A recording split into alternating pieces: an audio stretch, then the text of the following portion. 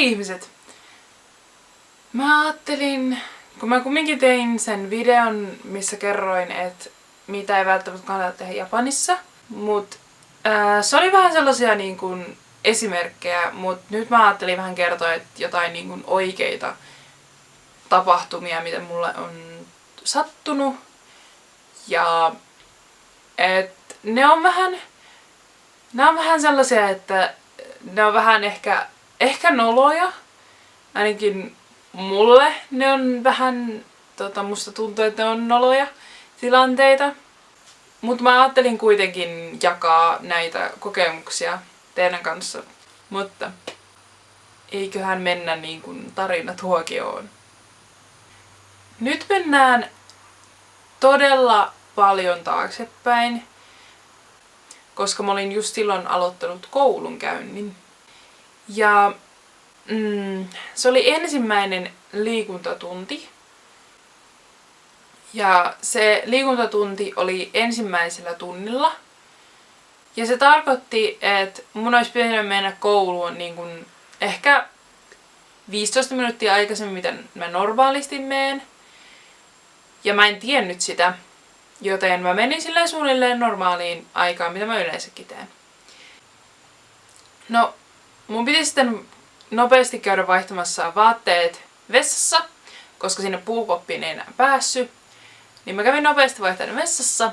Sitten menin luokkaan, että kun meillä on aina aamuisin se päivän avausjuttu luokan kanssa.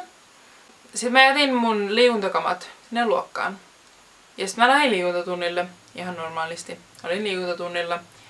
Sitten liikuntatunnin jälkeen mä tulin takaisin. Mä olin menossa takaisin sinne luokkaan. Että mä saisin haettua mun omat niin kun, kouluvaatteet. Että mä saisin vaihdettua ne. Mutta siinä vaiheessa mä en vielä tiennyt, että pojat vaihtaa luokkahuoneessa niiden liikuntakamat. Ne ei tietenkään päästänyt mua sinne sisään, koska ne oli alkamassa vaihtaa vaatteita. Ja niistä kukaan ei sille oikeastaan kunnolla osannut englantia. Ja mä en ole todellakaan osannut japaniksi selittää, että mulla on mun liikuntakamat siellä sisällä. Joten yksi niistä jätkistä sitten vei mut takaisin sinne pukukopeille. Sitten kun mä sinne pääsin, se oli lähtenyt. Sitten mä olin niille tytöille silleen, että joo, mä tiedän, että mun pitäisi olla täällä vaihtamassa, mutta kun mun kamat on siellä luokassa. Sitten meidän piti mennä takaisin sinne luokkaan.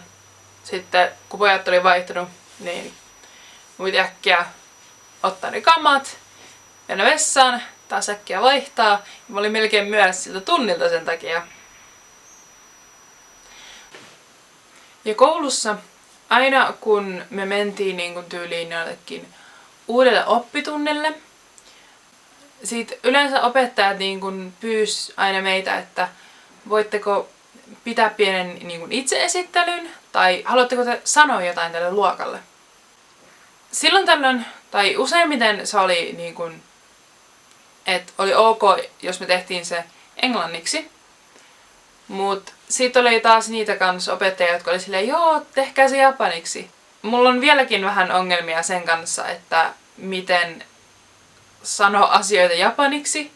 Ja sitten kun se oli vielä niin kun paljon aikaisemmin, niin monesti menin ihan lukkoon sen takia, että mä en vaan tiennyt miten sanoa ja niin kun, että miten sanoa, jos mä haluaisin sanoa jotain. Mut siis yhdelläkin tunnilla, kun me mentiin, tai itse asiassa silloin menin ihan yksin sinne. Ja sit se opettaja oli silleen, että joo, että haluaisit sä sanoa jotain tälle luokalle. Mä menin ihan lukkoon. Siis mä en niin kun saanut sanottua yhtään mitään, en japaniksi, en englanniksi. Mä vaan niin kun tuijotin ja sit mä olin vaan silleen ja siis se oli oikeasti kesti varmaan niinku puoli minuuttia. Että mä vaan siinä niinku kattelin niitä oppilaita silleen Mut sitten onneksi yksi jätkä sieltä luokasta alkoi taputtamaan ja päästi mut siitä tuskasta. Koska se oli siis ihan todella ärsyttävää. Siis pää vaan lyö tyhjää ja sit pitäisi mukaan jotain. Ja sitten kun noin tällaisia tosi yllättäviä tilanteita, siis niinku just silleen, että yhtäkkiä vaan sanotaan, hei sanoppa jotain, sitten mä oon silleen, niinku siis ei niinku mitään.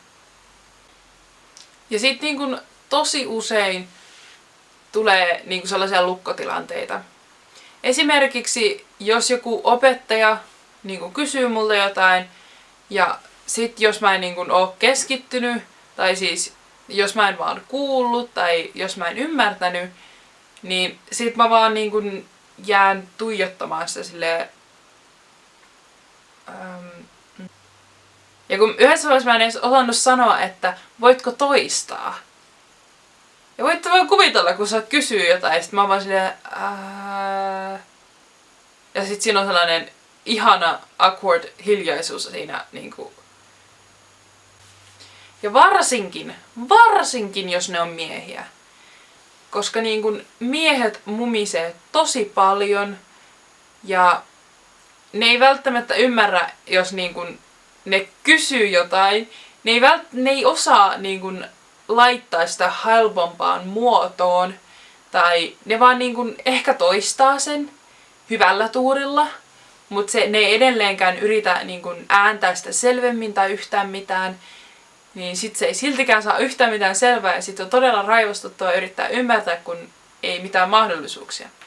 Et oikeastaan varmaan kaikissa kielissä, niin kaikista parhaita keskustelukumppaneita on niin kuin vanhat naiset. Koska niillä on aikaa. Ne jaksaa selittää, ne jaksaa antaa rauhassa miettiä ja ne puhuu selkeästi. Ne on niin mukavia keskustella vanhojen naisten kanssa. Koska niitä ymmärtää. Mä tosiaan kerroin siinä yhdessä videossa, että junassa ei saisi syödä. Mä luulin, että se on käytännössä silloin, jos on niinku ruuhka-aikaa. Mutta ilmeisesti ei. Mulle tosiaan kävi niin, että mä olin junassa. Se oli niinku tyhjä vaunu. Tai no ei tyhjä, mutta siellä ei ollut paljon ihmisiä. Ja mä olin syömässä jäätelöä. Niin kun mulla oli kuppi jäätelöä ja sit mä niin kun lusikalla söin sitä. Ja sit mä olin vähän aikaa siinä saanut syötyä ja sit joku vanha mies, joka oli vähän pelottava, koska se tuli myös aivan liian lähelle. Niin se ei ollut kovin mukava.